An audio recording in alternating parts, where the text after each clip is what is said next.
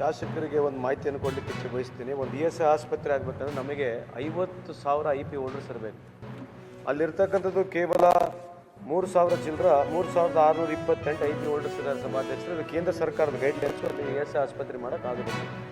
ಆಮೇಲೆ ಅಲ್ಲಿ ಡಿಸ್ಪೆನ್ಸರಿ ಇರ್ತಕ್ಕಂಥದ್ದು, ಅಲ್ಲಿ ಡಿಸ್ಪೆನ್ಸರಿಲಿ ಹೋದಾಗ ಬೇಸಿಕ್ ಚೆಕಪ್ ಮಾತ್ರ ಮಾಡ್ಬೋದು. ಇನ್ನು ಯಾವುದೇ ರೀತಿಯಾದಂಥ ಹೈಗ್ರೇಡ್ ಚೆಕಪ್ಸ್ ಮಾಡೋಕ್ಕೆ ಅಲ್ಲಿ ಬರೋದಿಲ್ಲ. ಅವ್ರಿಗೆ ಅದು ಮಾಹಿತಿ ಇದೆ.